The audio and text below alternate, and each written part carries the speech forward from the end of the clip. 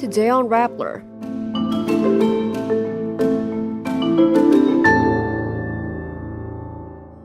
Senator Risa Hontiveros expresses alarm over delays in Vice President Sara Duterte's impeachment trial. President Ferdinand Marcos Jr. instructs the new National Police Chief General Nicolas Torre III to resume hunting small-time drug peddlers. President Marcos orders the temporary suspension of the EDSA rehabilitation plan. Ukraine and Russia launch major drone battles ahead of peace talks. And Miss Philippines Krishnah Gravidez is named Miss World Asia 2025.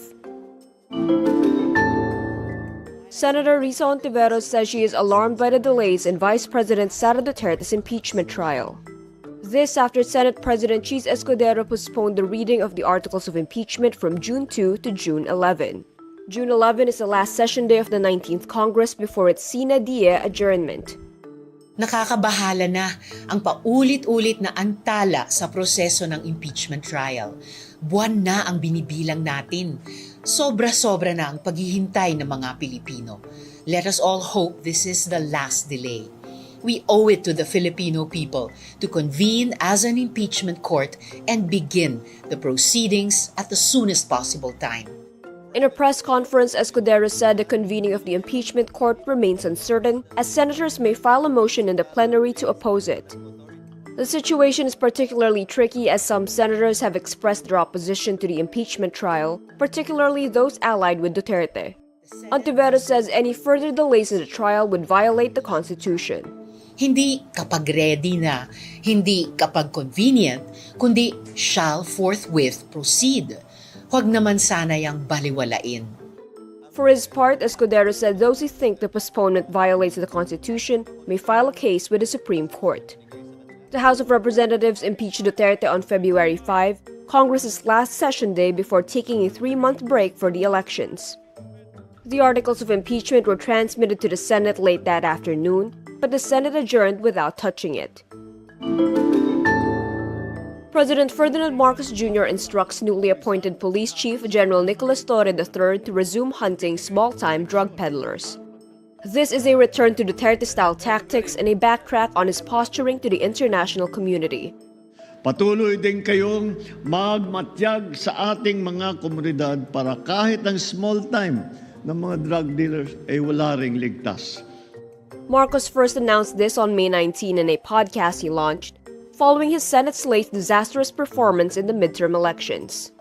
This is a U-turn from the administration's commitments to harm reduction, which aim to address drug use as a health and social issue that needs more thoughtful response than just law enforcement. Both Marcos and Torres said their campaign will not be abusive. File affidavits, execute warrants, bring criminals to justice, raise your hands in front of judges and fiscals, and provide evidence against these criminals to support their conviction, and you will be recognized and rewarded.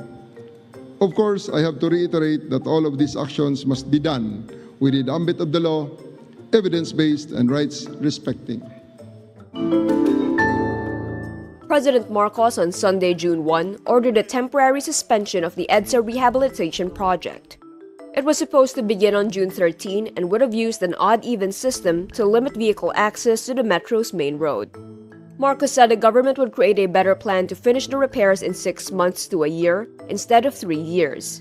He acknowledged that while EDSA does need rehabilitation, the current plan would cause too much inconvenience and heavy traffic.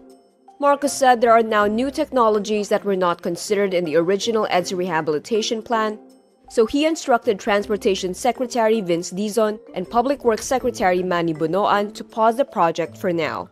The president, however, did not give a specific date of when the rehabilitation would resume. Besides that, he is giving the review process a month.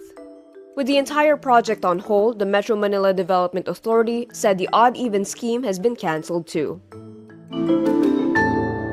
Ukraine and Russia escalated their conflict with major drone attacks on Sunday, June 1, ahead of anticipated peace talks on Monday, June 2.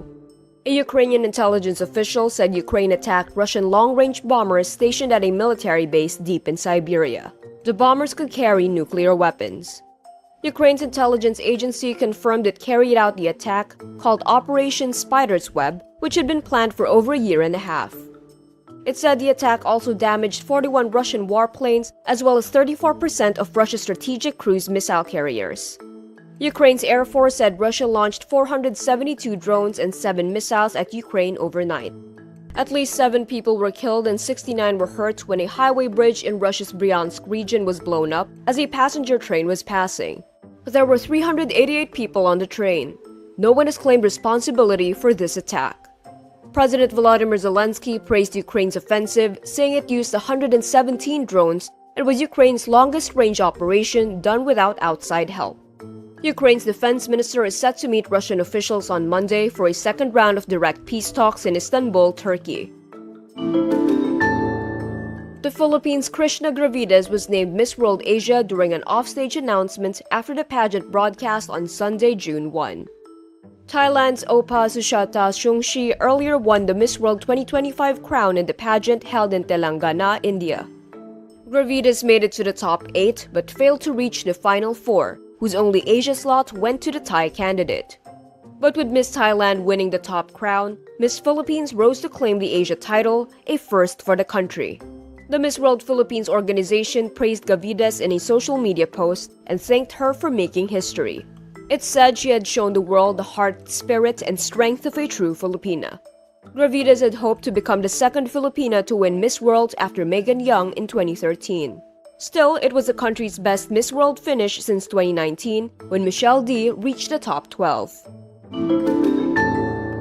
And that's today's wrap. I'm Kara Oliver. Thank you for watching.